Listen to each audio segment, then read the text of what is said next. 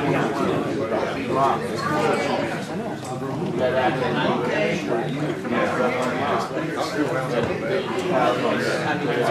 everybody. If we could gather ourselves, hopefully everyone had a good lunch. We're not running? The presentation is shifting to a back to physical evidence direction a little bit, and our next two presenters are rare breeds within the Kennedy assassination community, which are bona fide, certified experts and professionals in the scientific field who are taking on the case. Many amateurs, and I don't mean that in any denigrating way, have gone a long way in analyzing evidence and such like that, but we often don't get the same kind of, and I know this from experience, the same kind of cachet in the real world unless there are also professionals who kind of sign on to the same arguments. And in this case, we have two people who are increasingly starting to work together, and their focus is on the headshot. It's going to be first Paul Chambers and then Sherry Gutierrez, who we're all familiar with. Paul is a scientist who works with NASA and naval research, and his focus is on detonation physics, and his expertise is in physics. And he wrote a book, The Physics of the Headshot, or The Headshot, that goes into quite a bit of depth on his own analysis of the Zapruder film and the physics and timing of the shots. And I know he's, even since his book has come out, he's refined it and revised his theory to some extent. And he's going to share with you additional information and additional insights he has about the headshot. So without further ado, Mr. Chambers. Thank you. Well, Headshot was the most provocative title I could possibly think of. And Lamar Walton told me that he was reading this on the plane and he was so afraid he took the cover off lest the steward would see it and get the wrong idea. The people of Prometheus could not improve on this, but they tried hard. I felt I wanted to call it this because the headshot really, I think, is the key to resolving what happened to Kennedy. If you can figure out the physics or science of that, which is my background, you have a handle on the truth, because there's been so many different versions of what happened over the years. The only way I know to get to the bottom of something is to use science. Headshot is not a long book. And the reason is, the truth can almost always be told succinctly. If I want to trick you, fool you, or bamboozle you, then I'm going to write 1,000 pages. Like some fellow I know,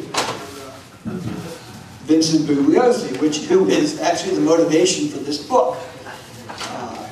I got a copy of his book and started reading it, having been always interested in the assassination. And his book is about 2,000 pages long if you take into account the footnotes and everything else he's got. But I'm a lazy guy. I don't want to read 2,000 pages if I don't have to. So I jumped to the section that talked about the science, what is going on, what actually happens when the shot's hit, and so forth. And I found some very interesting things in his book, and I wanted to put them out here for you. One is called, what I call bad science. First is small objects cannot push large objects because they're too small. Now, it's not the size of objects that's necessarily important. It has to do with the momentum of objects. How fast is it moving? So when the asteroid came and wiped out the dinosaurs, it's actually a very small thing compared to the Earth. But nevertheless, it came in with such velocity that it wiped out the biosphere. There's a show on Discovery Channel called Bad Science, or Bad Universe. And Bad Universe did a simulation of this where they had a giant spherical asteroid, a simulant of the asteroid that was huge. It was made out of silicate, very heavy. And they put a pea-sized object to simulate the asteroid. And they sent it down a 3-stage gun, which shoots it out of there about 3 kilometers a second. And it hits this thing, and you can see on the high-speed camera, it rocks it backwards. You wouldn't think it possibly a pea-sized thing to move it, but it does. And the whole thing is the velocity is going, that is, the momentum. So Mr. Bugliosi is wrong about that. And the next thing I didn't know was that, I'm going to get this figured out sooner or later, that soft tissue can direct the path of a bullet through high-angle deflections. Now, I did not know this until I read Mr. Google's book. And the other gem in there was it's very hard to push a child in a swing because you have to push it against the full force of gravity. I also did not know that until I read his book. And I know from personal experience I can't lift my daughter up that easily, but I can very easily push her on the swing.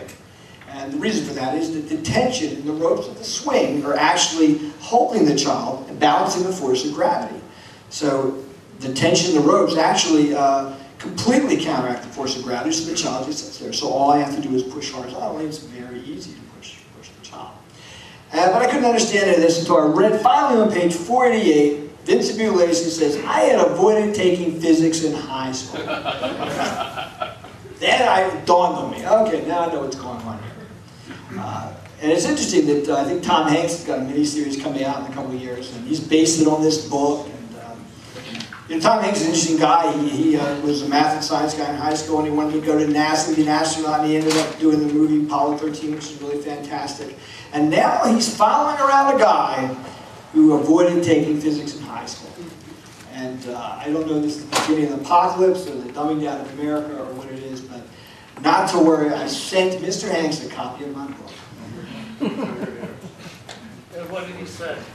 I never heard back from him, but I heard he had a chance to read it. Now I'll tell you about some good science. In 1962-3, during the time of Kennedy's administration, Richard Feynman, who's a very famous Nobel Prize-winning physicist, tried a little experiment at Caltech where he tried teaching the freshman and sophomore classes there some elementary physics, and these were written into books and they became very, very famous, called Feynman's Lectures on Physics.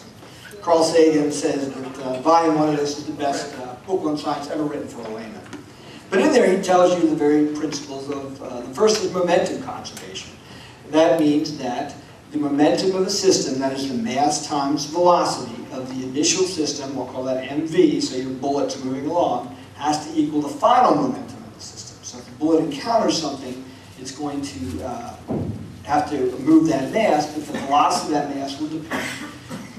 If you multiply the mass times the velocity, the momentum will be conserved. I mean, it doesn't change. If no outside forces act, the momentum of the initial system has to be the same as the momentum of the final system.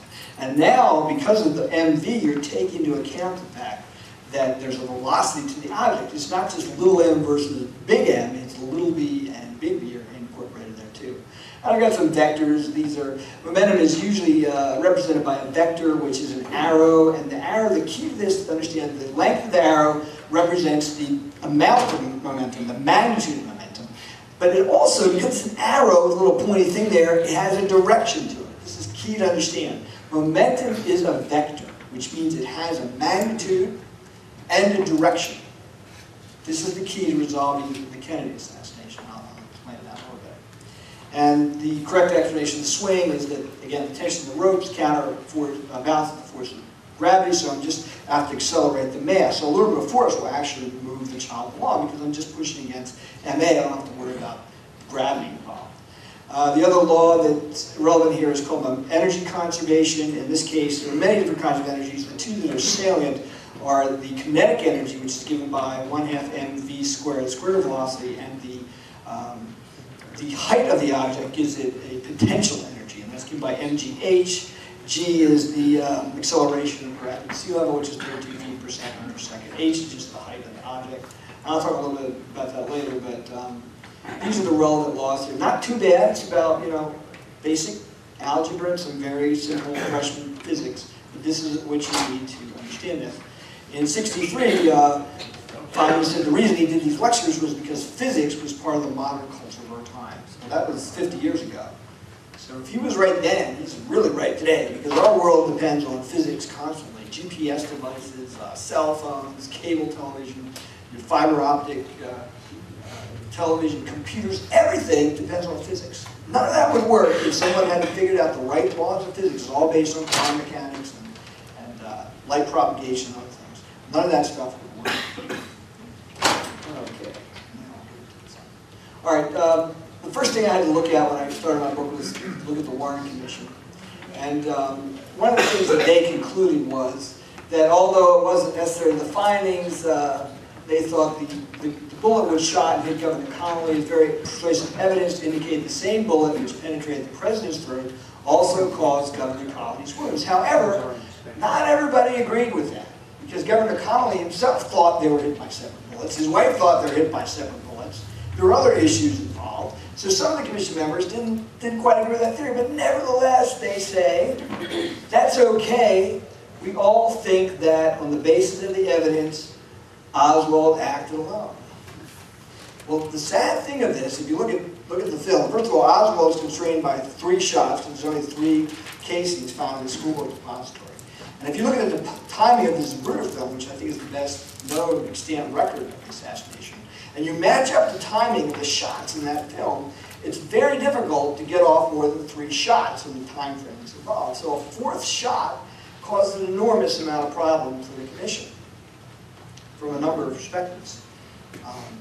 And when they found that one of the bullets ricocheted hit the street and injured an innocent bystander, James Tague, that meant that one bullet has got to account for 7 wounds. It's got to account for Kennedy's throat wound, his back wound, Connolly's wounds, front, back, wrist wounds, and in the leg.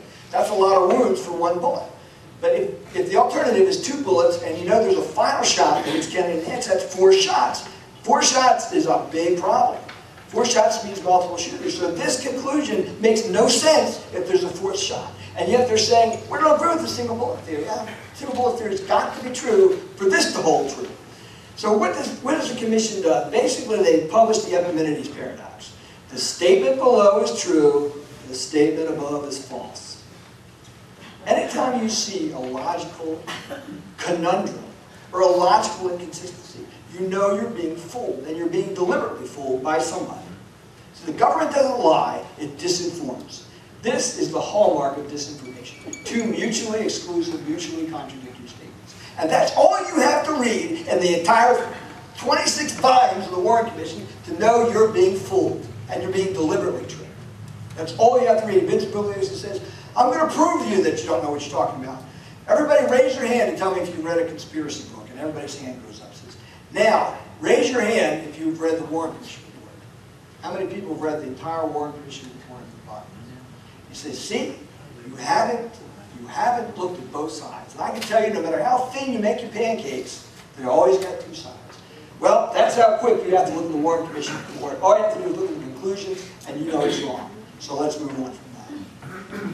All right, why did the commission fail? Well, its first problem was it had a duality of purpose. The initial purpose was to investigate what happened to President Kennedy. But the underlying reason why people are joining the commission is because they want to prevent World War III. Or the word that America is going to be thought of as a banana republic. The president can be shot out under our nose and we're a banana republic, especially if the investigation turns back to our own government or something terrible like that. So they're trying to save America's reputation. Johnson's twisting people's arm. Warren himself doesn't want to join until Johnson tells them, well, the first nuclear strike's going to kill 40 million people. And he says, well, you know, Mr. President, if that's serious, I'll join. So immediately, right out of the gate, they've got a different reason for joining the commission than fact-finding. So that's wonderful, and Edward Epstein says, if those 2 goals line up, you're in good shape. But if there becomes a conflict between them, one of those goals is going to become dominant. The second problem was there's no diversity of background in the Warren Commission. Everybody's a lawyer. That means everybody's stuck in one paradigm. And the lawyer-really paradigm that operated in this case was 2 things. One, the body is prima facie evidence. That means it supersedes all other evidence. Whatever the body says, that's what happened. I'm going to ignore everything else. I don't care what it is. That's the first paradigm. The second was science doesn't matter. Because A, we don't understand it. But B, the truth is what you can prove to a jury. And if I put a scientist up and he says, my God, there's conservation momentum in this case, don't worry, I'll get another scientist and I'll put him up there and he'll say, no, it's jetting, it's high-speed jetting. The Warren Commission is right. His head recools because of jetting. And those 2 guys will wash each other out in front of the jury. Usually the people who get on the jury are people who are too dumb to figure out how to get off jury duty. So they can't digest that information, so what do? They ignore it. If juries worked getting at the truth, NASA would be using them to design the space shuttle. I guarantee it. But they don't. All right. The next problem they have is they base their model on corrupted data. We'll talk about that in a little bit. And the last problem, even more serious, is they altered the data. Gerald Ford altered the autopsy data from an entrance wound in the back to a wound in the neck. That's the only way to make the single wall theory work.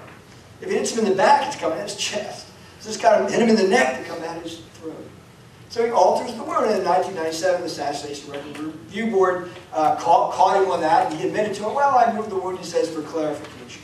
Well, I guarantee you, there are two absolute ways to get the wrong answer. One is base your model on corrupted data or alter the data. You will, every time, get the wrong answer, I promise you. That's the end of the Warren Commission as far as I'm concerned.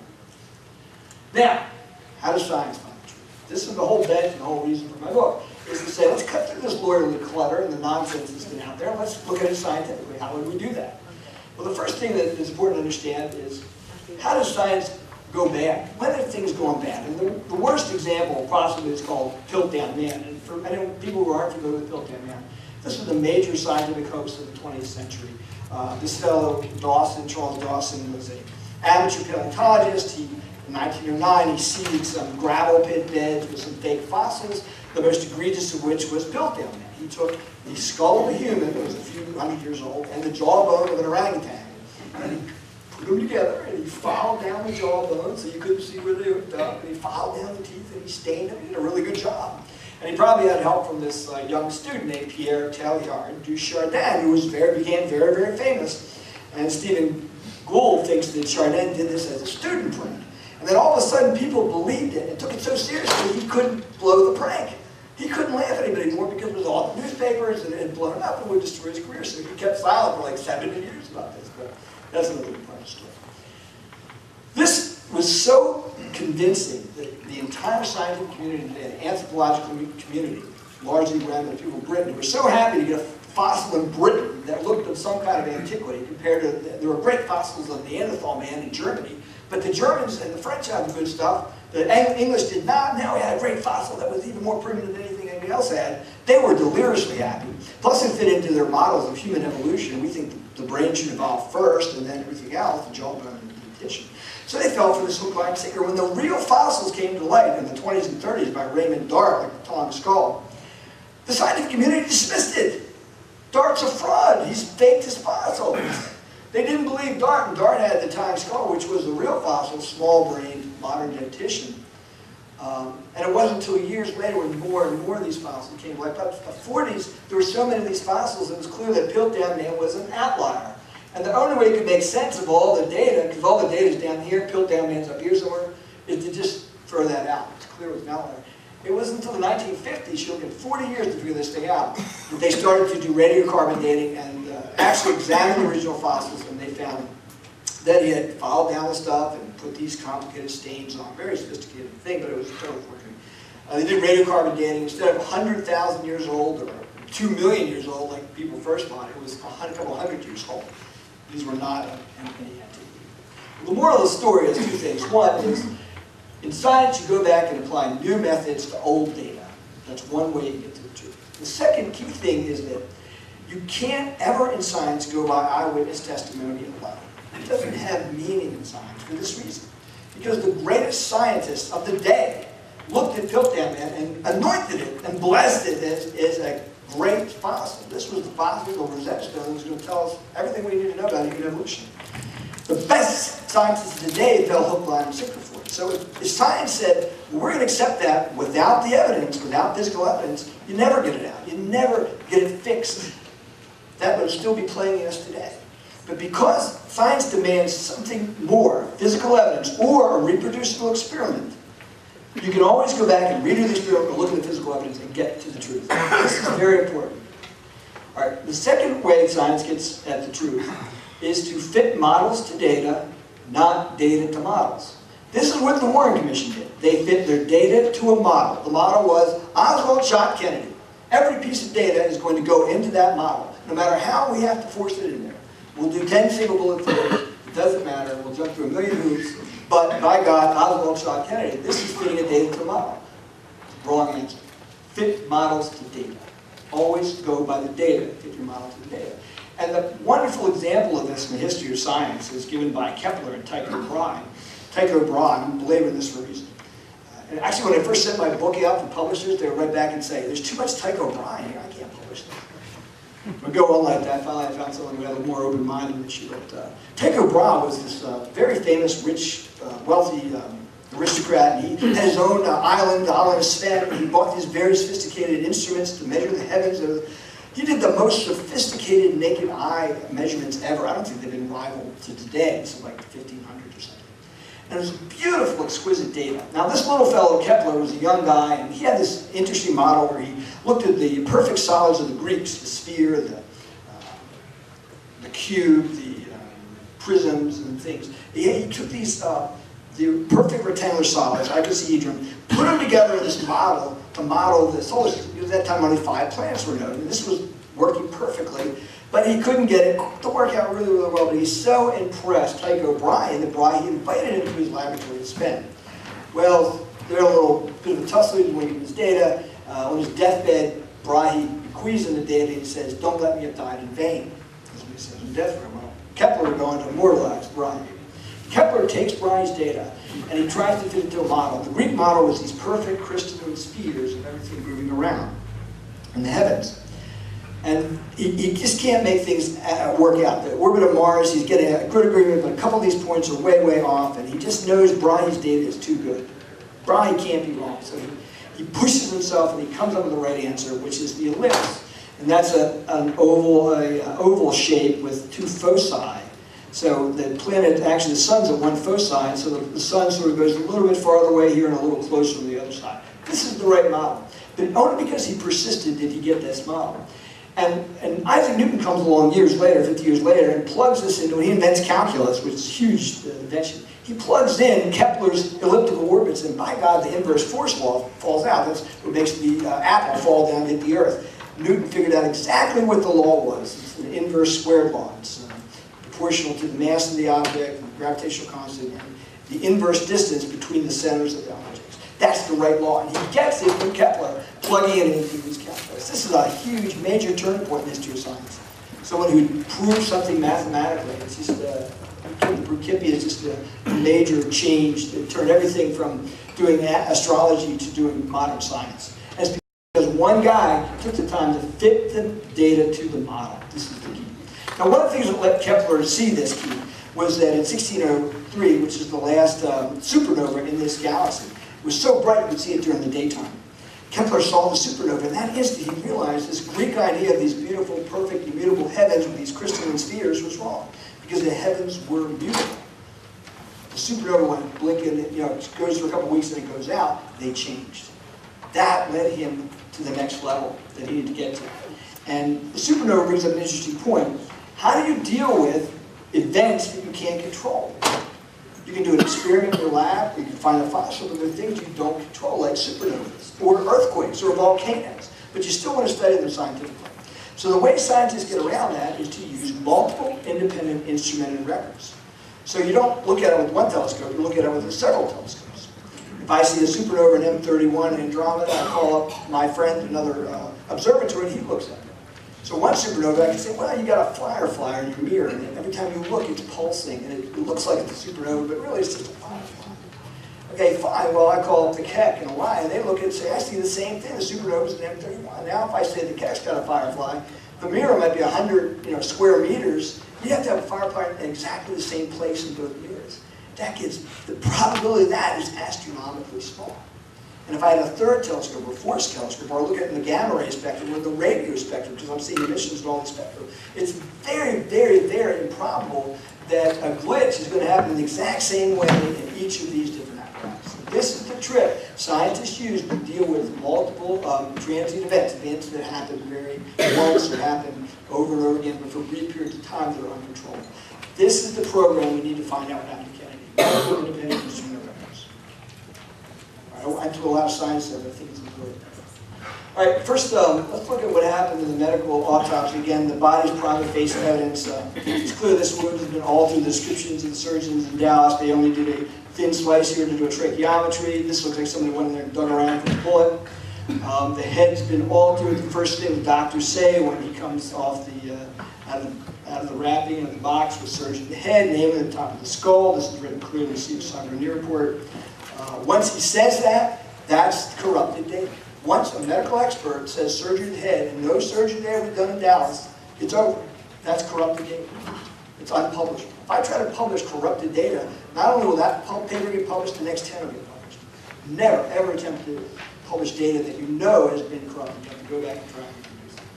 That kills it out. But you can now look in comparison to this Bruder film, you just see this little flap, you know, above the guy's ear, and then here you see all this massive carnage, damage to the top of his head and everything else. It's really, really egregious. So the bottom line here, I think, is that Kennedy is America's piltdown man. And this is the autopsy records. This shows, he's got a ruler here, and it looks like this may be lining up where the bullet wound actually comes in. If you look at the holes here, he's clearly getting shot in the back from the official autopsy. There's other corroboration for that, which is that his jacket and his shirt are all damaged in the back. There's no wound in the back of his neck. There's no wound in the back of his head. All this stuff looks like it's been faked up. The official autopsy photos, boy, a whole piece of his skull is missing. I mean, the front of his face is missing. His face would be sunken, his eye socket would be sunken in. Nobody reports this. None of the pictures of Kennedy show this. Nobody at the Dallas hospital shows this. This isn't even his head. This is just egregiously fraudulent. But notice in here that he's got particulates in the front of the head. So whatever went in there drove a bunch of particulates in the front of the head. That has some importance, and I'll explain that in a minute. But none of this has any validity. But the key thing is there's no wound in the back of his head, and the shot hits him in the back. All right, now we're going to look at the single bullet theory. What happens? The bullet comes in his back, and it goes by his vertebrae here, and it hits his lung. We know it hits his lung. Official autopsy showed contusion to the lung. In addition, the Dallas doctors had trouble maintaining integrity of the respiratory system because when they plugged his trachea, he still was losing air and was on the right side. And they were trying to put a hole in here before he expired. But we know there's damage to the lung from various things. So it comes in, hits his lung. Somehow, in the name of God, it's got to get from his lung to his windpipe.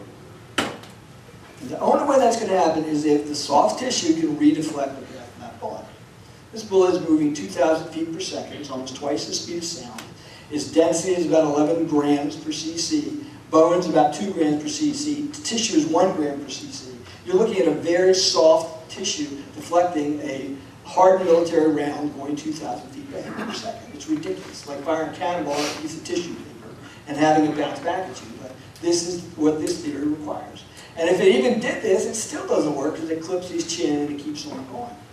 So even this nonsense does work. I don't know if Boo knows he took geometry, but in my book, 2 points form a line, and that keeps on going out through here.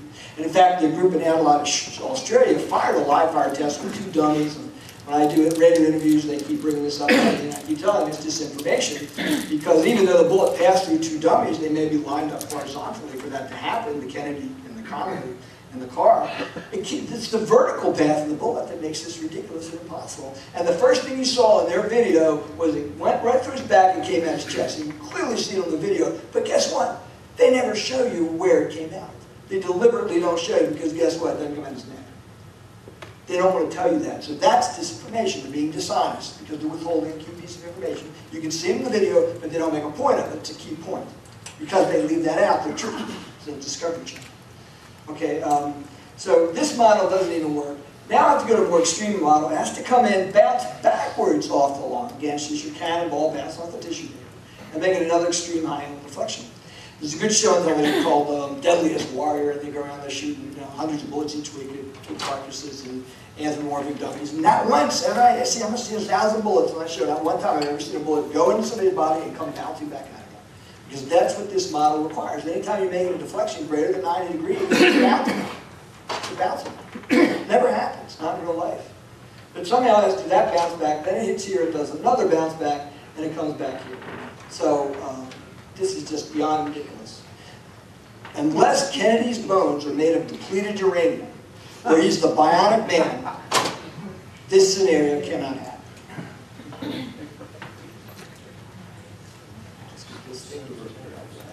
Oh, okay.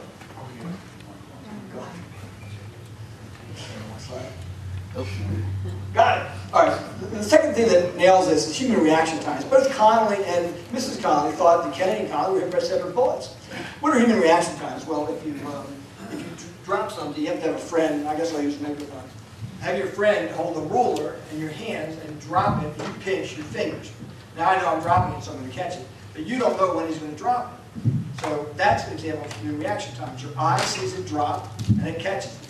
And that reaction time is about 8-inch drop, which corresponds to 200 milliseconds, about a fifth of a second. That's your reaction time. But Kennedy now coming out from behind the sign, his arms are clutching his throat. It's not a Thornburg maneuver. A lot of posers say, oh, it's a Thornburg maneuver. You look at the medical illustration, Thornburg maneuver is this. This is a guy clutching his throat. This is Thornburg. So he's clutching his throat because he got hit in the back at that point.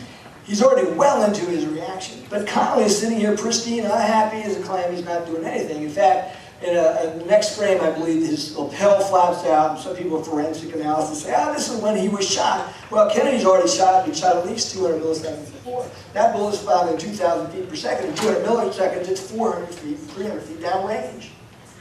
That bullet's way downrange. It's not going to hit Kennedy. So the bottom line is that the distance between Kennedy and Connolly is 3 feet. The bullet's 400 feet downrange.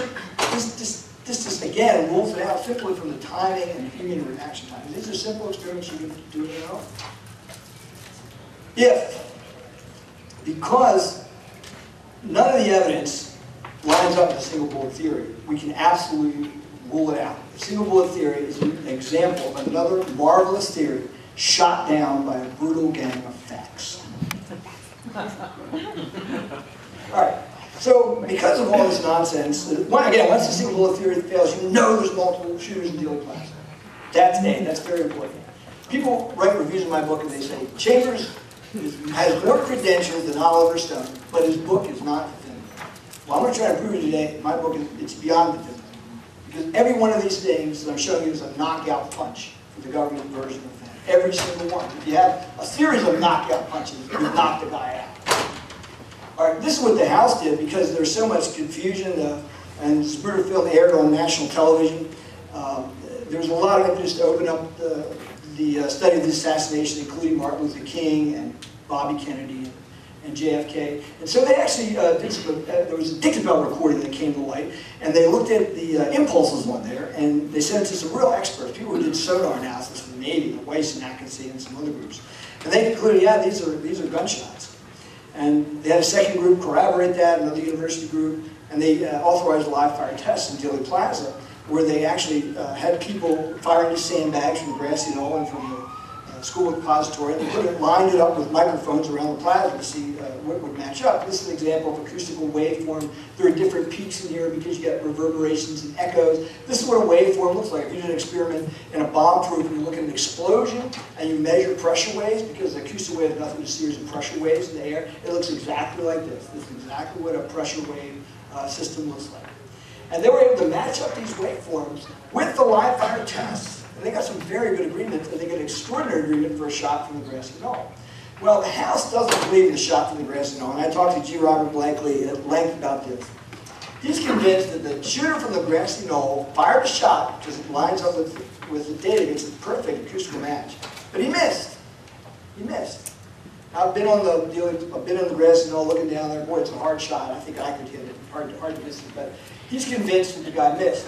And because of that, they didn't line their data up properly, and they couldn't get this match. But if you sync that shot up to Z312, you get an extraordinarily good match with the other shots. This shot comes in at 206, 210. That's when Kennedy emerged from the sign. This shot lines up with a girl running along with the motorcade. He interviewed this girl, and she stops. And you can see in this video film when she stops. He said, "Why did you stop?" She says, "I heard a shot. That's why I stopped." So you get an extraordinarily good match with all these data points, and this won't happen by accident. The House knew that the data points matched up if they just synced the grassy knoll shot with the headshot. Said they did something stupid. Again, same dumb mistake. Let's base our model on the corrupted data. How dumb is that, right? The guy said surgery in the head. You know there's no surgery in down. The top of his head is corrupted. Base your model on that, but not, again, we'll do the other thing. We'll move the data. We had a data point, which is somebody drew a picture of a shot in the back of the head. Well, that wasn't right. We'll just move that data up there and we'll get something that looks like this, but still doesn't match this brutal film. Same stupid things that the Warren Commission did. But the one good thing they did was this acoustical data, and they concluded that there's an extra shot here.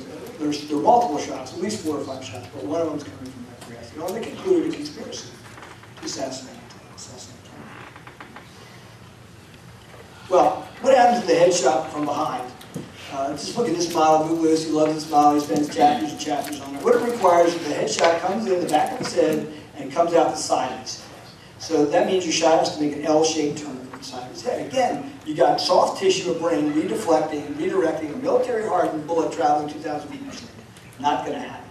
And then the jetting from this is going to knock his head back. Well, I got bad news for him. Most of the jetting is going up here. That has a very small component of momentum in this direction. And so it won't force it back unless this is ejecting supersonically, which you won't see it on 18 frames per second film. You'll see it on a high-speed film if it ejects supersonically, but that's not the case here. So the other way this model works is that shot comes from the other side of Dealey Plaza, and then you got another problem. Oswald can't be teleporting back and forth from Dealey Plaza, so now I've got another problem there. But the bottom line is the shot comes in and comes out the side of the cell, and it just can't happen that way. Question? And live fire tests done at Army Research Lab, guys fired, Dr. Olivier fired these shots and they just come out his eye socket every time. Nothing ever looks anything like this. So the other thing I wanted to mention to you was, if you, Boo Lewis says the official autopsy is accurate, so you got fragments in the front of the head. Has a bullet come in here, throw fragments in the front of his head and exit out the side. How does it do that? How does it send fragments that way and exit out the side? Now I could fake this up experimentally by putting a metal plate in his head, and I could redirect the path of the bullet, but then the fragments can't kill us. So if your model is so bad that you can't even fake it experimentally, it's beyond ridiculous. And the other problem, it doesn't agree with experiment. And if your theory doesn't agree with experiment, it's wrong. It doesn't matter who thought it up, how smart they were, how many degrees they have, or how illustrious they are. If your experiment, your theory doesn't agree with experiment, it's wrong. The final fatal shot from behind theory is wrong. Question? On the previous slide, could you go back? There seems to be a streak coming out of his head at about 80 degrees or so. Yeah, I'll talk about that. Do you have any idea what that is? Yeah, there's probably throwing blood on it. What happens, the bullet's coming in very, very fast. So you've got an incompressible fluid, which is the blood in your head, which is also under systolic pressure. And it's going to spike the pressure up. It's also going to leave you an outlet. So once the pressure spikes, and plus you've got systolic pressure, where's the incompressible fluid going to go? It's going to come back out through the outlet. Again, if you look at the the Bad Universe show, when they shoot the asteroid in and hits the Earth, all the particulates ejected come back out. They can't go in, so they come back out. So you get a lot of ejecta coming back out of here.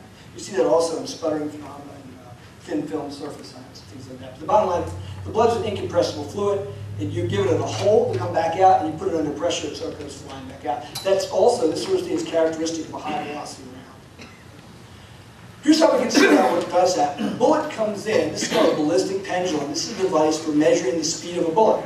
And it consists of a wooden block on a string or a bar or some type of suspension. The bullet comes in with an instant velocity, little v and little m, because they're not very big, we make little m's and v's. And it lodges inside the block. But when it does that, the block must conserve momentum. So now the block with big M has to recoil with big V in this direction. But it turns out, because the conservation of momentum, you have a small thing moving very, very fast. Now a big thing is going to move very slowly because the MVs have to be equal. This guy is stationary to start with. This guy's moving. This guy lodges inside, and then this guy starts moving. The V must be small to compensate for the fact that it's very massive. And when it goes up here, you can use the little formula I showed you before, the 1/2 mv squared equals mgh formula to back out the velocity of the big V, and then use conservation of momentum, m little v equals m little m plus big V, and you get an example for little v, which gives you the initial velocity of the bullet. And I'm just using a simple principle of physics called conservation of momentum. The bullet lodges in here, and energy is lost to pushing things around and to heat and other kinds of losses. But the momentum must be conserved. And this is what happens to Kennedy. At 3:13, you can see zoom the jetting effect, bullets incident here. Prior to that, Kennedy's head moves slightly forward, okay? I don't believe he was ever shot from behind. I mean, I've looked at this brutal film down at the National Archives over and over, and the driver stops the car dead in the road just before Kennedy's shot. He's looking back at Kennedy. Now, if I'm the driver, I'm hitting the accelerator and getting out of there. He knows Kennedy's in distress. This guy is looking back, bang, slams on the brake, stops the car dead. His head explodes. Then he turns around and accelerates again. And so there's a slight forward movement, which I believe is simply due to the deceleration of the limit. Kennedy is listless, and when the limit stops, he just goes forward slightly. It's a very slight movement. But the next frame, 3:14, he's moving backwards immediately. Again, if it's a human reaction forcing that to happen, you can't do that within 50 milliseconds, about 50 milliseconds per frame. It's going to take him a couple hundred milliseconds. I mean, it takes me a couple hundred milliseconds to do that. Try him doing that. It doesn't make any sense. You can't do that instantaneously. So the people who say it's a muscle spasm are, again, fooling you or tricking you, and you can rule that out with simple experiments. But he recalls just like the ballistic pendulum. It's the same thing. He's sitting on a pivot, his body is suspended. Who says, nah, the bullet has to push against the full force of gravity. Wrong! That's the swing problem. The tension in the ropes is supporting the swing. Kennedy's back and neck are supporting his head against gravity. I don't have to worry about that. I'm just going to move him. It's just like being on a pivot of a swing. The bullet comes in and whoosh, and he moves back, just like in the ballistic pendulum. All right, so what bullet could possibly have done this? Now, the two clues are, one is the ejector that you're talking about coming out. One, that's a characteristic of high-speed round instruments. The second clue is that Discovery Channel actually did some live fire tests. They used a large caliber weapon, like a 30-30, and the round just punches straight through Kennedy's head. It just punches through. That's not what happened, because Jackie had probably been hit in that case. So they ruled out the shooter from the grass knoll. They said, just didn't use the right weapon. With the right weapon is the small caliber round, moving very, very fast. And the fastest commercial cartridge you could buy at that time was the 220 Swift. And that moves a 50-grain round about 4,000 feet per second. It's a varminter, but people use it to hunt deer, too. It can kill a deer a couple hundred yards. You get spectacular one-shot kills. I talked to a gunsmith, and he said this was a favorite assassination weapon in the 1960s. And you can see why, because if you're going to hit somebody in the head, the bullet will remain in his head, especially if it's a frangible round. This is one of the things Sarah Webb told the House Committee, that because the right side of the head has got damage in it, and the left side appears to be undamaged, it's a frangible. It's just a round designed to come apart on impact. The reticulate layout inside of a copper jacket. That also is consistent with descriptions of the x-rays, not the official x-rays, multiple descriptions of the x-rays by some of the doctors who said the pattern looked like stars at night. That's characteristic of a frangible round, where the metal lead particles are just breaking apart inside his head. And you hit him with that kind of velocity, it's the same thing that happens in the ballistic pendulum. The bullet goes in there and starts pushing things around and heating up, and doing all sorts of massive internal damage inside of his head. It's terrible stuff. But momentum must be conserved. So the momentum of the 220 Swift, I worked out to be something like 3.72 kilograms per meter per second, which are units that physicists love to use. It's just a unit of momentum. The momentum of the head recoil, if you look at how fast his head's going back, is about 3.5. So you've got a pretty good agreement there. A little momentum left over to move his back, to throw some fragments. I took into account the big fragment that's thrown out of there. But the bottom line, this gives a very good agreement. It's got enough momentum to do the job. And I think this is giving you pretty much the solution. The second issue I told you earlier, momentum is a vector, which means not only does it have a magnitude, we got the magnitude to agree well with the 220 Swift, but we have to look at the direction. And if you look at the direction of Kennedy's head recoil, backwards, back and to the left, and trace that back out, that's going to give you the momentum of the incoming bullet. Not only do we have to match the magnitude up, we have to match the direction up. And when you match the direction up, from his coming at a 45-degree ping right there on the picket fence, that's exactly where the House Select Committee concluded the shot was fired from the grassy knoll. Now the odds of that House data matching up, not only did they match, could you match up frame by frame if you do that sync that I told you about, but they also matched up the speed of the motorcade. It went from microphone to microphone, matches the speed of the motorcade. That's very hard to do. 11 miles per hour. When that happened, they knew they were on the right track. If you get 5 shots to line up in the right order, matching the speed of the motorcade, and in addition to that, you match up all the shots from the Zaberta film, the odds of that happening are astronomically small. And people try to criticize that data, oh, it's not statistically valid. It's nonsense. It's like winning the lottery twice, 2 nights in a row or something. There's the odds of that happening randomly. That data is very, very solid. And then you combine it with this, a completely different technique. That's what I told you about at the beginning. Use multiple independent instrumental records to get the answer. So we've got the acoustic records, which are scientifically valid, and the Zaberta film, which I'll discuss in a second, why it's scientifically valid. Film records are commonly used in science, especially in high-speed events, detonation physics events, distortions, impacts. Use a high-speed camera event. These films go millions of frames per second, too fast, you know, to do in any kind of standard way. But the film record is used commonly to make these kinds of analysis. That's what you got here. You have a film record and an acoustic record, and by God, they give you the same answer. There must be 1,000 locations this guy could be shooting in Dealey Plaza. What are the odds that they're both going to give you the exact same answer? The same spot of the left side picking fence and the left side. Astronomically small. That completes the program that we started at the beginning. To find an agreement between multiple independent instrument records, and that's what we've done. This is how to approach this scientifically. It demands a shot from the grassy knoll, more than one shooter. This is beyond definitive. And I actually did some work with Photoshop, and if you throw this Mormon thing in, you get the high resolution versions. It's the big resolution version on Wikipedia. You can actually pull a face out of there. And I had a portrait artist look at this, and she thinks it's a face. And then just for fun, we tried to match up Lucy and Sardi, and there's a match between the nose and the shape of the face. She thinks Sardi could be a good agreement. If you're a Sardi fan, this is significant. But the point is the exact same spot. The face is coming out of the exact same spot that you get from all the other stuff. So Google this, if you can see a face in there, your eyes should be donated to science. I don't think he's looking hard enough. But I don't put this in the book about Sardi or anything, but I show you guys just for fun. That I think this is a real person there. He's at the exact spot that the guy would be. This is moments after the shot was fired. In fact, you can see the head recoil. All right. Question, how many shots did Sardi fire? It could have, who knows? He fired at least one from the grass. You know, he could have fired the shot that hit him in the throat. That's a possibility. So a lot of witnesses heard 2 shots from the grassy knoll, especially people sitting in the car behind Kenny O'Donnell and those guys. They believe 2 shots. That second shot in the throat, which had to come from the front, could have come from somewhere else in the Dealey Plaza. I mean, you can't sort out everything here, but you can't sort out their multiple assassins. What's the Bruder film altered? There's a huge cottage community out there right now that says, yeah, it's been altered. Okay, well, David Roden, who's a historian and wrote a book called The Bruder Film, he argues there just wasn't enough time between the times the Bruder puts it in the safe the night before and the next morning when he gets it. You know, you've got 7 hours where you have to get in there, you have to steal it, fly it to California or Washington, make alterations with technology that wasn't available at the time, then you have to bring it all back. You know, I used to work for the government, and I know that the government people can't even make a decision of what to alter in 3 or 4 hours. They have to sit down and debate it for weeks. What are we going to alter here? Nobody can do that.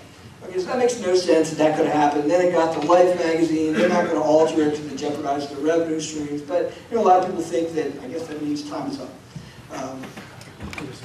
So the bottom line is, Roland Zavada looked at this and said that it's in-camera original. If you want to advance that theory, you're going to have to fool Zavada, make your own film up, and see if you can fool him. If you can't do that, give up. To the historical record, this is Douglas that said, no, nothing can exist without paternity of history. Hence, the latter is sacred, and I agree with him absolutely, but he's got the completely wrong viewpoint. Our history has been tampered with and distorted, and I think it's a national tragedy. And the fact that our government and our news media are either scientifically illiterate fools or total liars, neither one is which is good. I think I've proved this, and people have read this book and said it's changed their view on the Kennedy assassination, and I hope everyone will at least take a look at it. Well, thank you very much.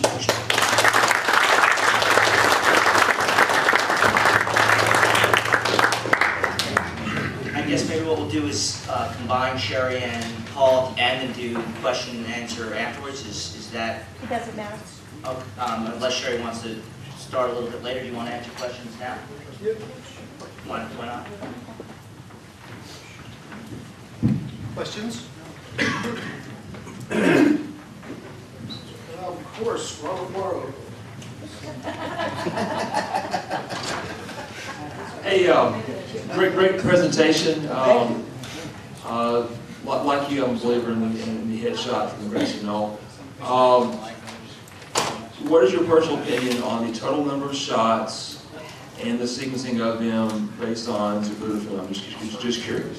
I think the House saw 5 shots that they can conclude. The Zapruder film, I don't think you can see all the shots on there, but the House committee saw 5 waveforms that they're pretty confident. There could have been as much as 9. But there could have been a lot of shots in Dealey Plaza. I think there's at least 3 shooters shooting at the guy. They could have got all 9, 10 shots easily.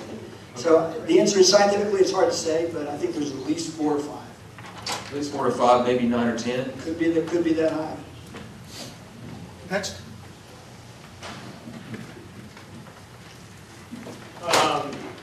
Did you measure the backward velocity of JFK's head? What was it? Yeah, I did. It comes out to it moves like 8.5 inches within the 10 frames or something. So I measured that and I wove it into the velocity, into the momentum.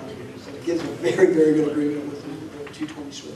And you look at the Zapruder film and the head goes backwards at a 45-degree angle to the left. Yes. Back and forth. Now, with 45-degree angle with respect to the limousine, that is the axis of the limousine. right, well, the bullet comes in at 45 degrees, about 45 degrees. Right. Okay. His head goes backward like that. Yep. Okay. Now, there were about 10 people or so that said that the limousine came to a complete stop. It does. I mean, I've looked at that Zapruder film a gazillion times. I talked to the guy at the National Archives. I said, could this have been altered? He said, not within the realm of possibility. I've looked at it over and over again. You have to look at the high-speed, full-speed version. That thing stops dead in the road. I mean, it stops. Now, whether it stops for a second or 2 seconds, time slows down. I know this from personal experience. If you're in some very emotional situation, watch this sporting event, time slows down in your mind. But I looked at the Zapruder film. You can look at it on YouTube. Go down to the National Archives and look at it. Take their version and look at that, and that thing comes to a stop. And until you've done that, I'm not interested in what you saw on YouTube. It doesn't stop. Well, I disagree with you. Go down to the National Archives, take a look. The thing comes to a complete Gary stop. Aguilar has copies from the National Archives. I'm not interested in a copy. Go down and watch the original film. Go travel to Maryland. We have done that. But you're not watching it clearly because it comes to a stop. It doesn't stop. Well, what does it do? Slows. Slow. Well, it slows very dramatically then, but Yes, it looks like a pretty dramatically complete by stop about there. 30%, not a stop. Or we'll debate that issue. Paul, my name is Jim Spencer. My question is, while I basically support a shot in the grassy knoll, if I look at his posture earlier in the motorcade, I sense he really is bending over at a certain angle, and I still have trouble answering people's, who might argue, could there be a low-angle shot from the Daltex building that could enter the back at the position we know, yet still exit the throat? Then you would have to have a wound in the back of his neck, but there's no evidence for a wound in the back of his neck. No. If you I see what you're saying. You want to bring in a low-angle shot, From and the down. that gets to be some really complicated things because it's going down. Remember, he's slowing down at an angle Right. going down on that road there. So now you have to get underneath them, and you have to probably come up through the limousine to make that shot work. I'm just making the point, it doesn't have to be as magic a bullet if you were arguing a low-angle shot I from don't the believe Delta. it. Hey, magic bullets are fine. Impossible bullets, that's what I don't believe in. When they violate the laws of physics, that I don't believe in. Joey. Hey, sir, I noticed that you believe that when Kennedy is raising his arm, he's been shot in the upper back, correct? Or was he shot in the throat like many people think? He's shot in the back very early because Kellerman says he's shot in the back, and here's Kennedy say I've been hit, which would be impossible if he had shot in the throat. If that bullet went through his throat, he would have ruptured his windpipe. He couldn't have said, oh my God, I'm hit. So that is proof too that it's Tim Johnson. Just one moment. Emerson Stocks, please go to the concierge. You're needed at home. Okay, you need to. We just have an emergency. Two people back. I think it was first. Is it possible for you to go back to the picture of Kennedy's tracheostomy? Can you do that? I don't know if that's possible.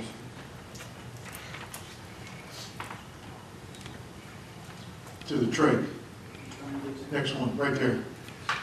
If you look on the picture to the left, right beside the trach, on Kennedy's right side, on your left side, come out to the left. There's a puncture wound right there. No one has ever addressed that. Now this was in the days before you did catheterizations of internal jugular and subclavians. Do you have any idea what that is? I don't know. I mean, it could be anything. you know, good, like you said, it could be a mole. I don't know that it's definitive. You know, I've talked to the doctors who did the trig for a long time. And they did nothing to the neck that would result in that area, and nor do they... You're talking about this bump here and the... No, I'm not talking about the bump, I'm Yeah. talking about that puncture wound right there. And it actually has a halo around it. Okay. And you see that a lot with gunshot wounds. Well, it's clear that somebody was digging around in there, probably to remove the bullet, would be my guess. I think it's an interesting thing that not many people have commented on. A question with the shot from the right as you postulated, would you expect damage to the left side of the head? It would depend on what kind of round was used. A lot of the high-speed rounds, I think Sherry's going to address this next, a lot of the high-speed rounds will penetrate. But if it's a frangible round, designed to come apart on impact, which is what Cyril Weck told the initial committee, wrote a memo saying, this damage pattern is consistent with the frangible rounds like President of the American Forensic Society or something. This was in 1977, he told them that. They still didn't believe him, versus the other guy said there's some beveling effect, that means the shot came from behind. There's no evidence for beveling anywhere except what some doctor would call it. Sherry's going to talk about that next, by the way. So you can drill her away. One more question from me, Tim Nicholson from Anaheim.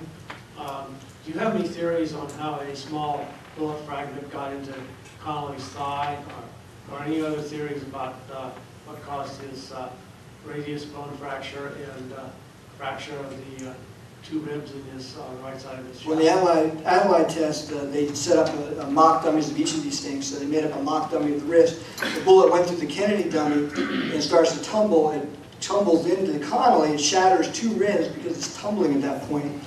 But it fails to penetrate the wrist. So they did a wrist mock-up with bone and ballistic gel. It bounces off. So it's lost so much energy going through Kennedy. And this is the test that the Warren Commission refused to do. Warren Inspector wasn't going to do that test. He said, shoot independent, the shooting goats or something. Don't shoot two together. Shoot them independently and make an extrapolation. I'm going to fool you. I'm going to trick you. They did the test, and it bounces off. And instead of saying that, by God, we didn't match it up, they said, well, the bullet's tumbling, so that would... But you know what happens when it goes through Kennedy? It's going to start to tumble, right? And that's their whole point, is when it's tumbling, it comes in and creates this wound on his back, because it looks like a tumbling wound. So they've got all that going, and then they fall out at the end and try to make up some nonsense. Yeah, you got the tumbling, yeah, you damaged multiple ribs, but you couldn't go to the next level. So that's proof that it had to be a shot that hits him directly, otherwise it doesn't have enough energy to do that. If it goes through Kennedy first, it doesn't have the energy to do the rest of the wound. So where does it come from? Well, it's a second shot. It hits him independently. He's not hit by the same bullet Kennedy's hit by. Yeah, but where was the gunman? Good question. There are some doctors who have made measurements and think the gunman was actually on the right side of the school book depositor, not in the sniper's nest, but on the other side. And one thing that's interesting is I think he leaves the gun at the stairwell, so he would have had to carry that gun all the way up there, but someone firing from that location could just move the gun back there. It would be a lot easier and less visible. And what frame did that happen at?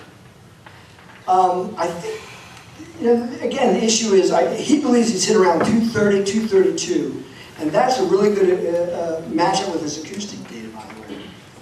That's when the Connollys think he's hit. And he reacts about 235, 237. Guess what? That's the 200 millisecond reaction time. That comes in pretty good, too. Anything else we've got here? Skewer? Hey, folks, that's... Thank you. Thanks for listening. We have a bunch of newcomers today. Just the protocol that we're trying to do here. Save your questions.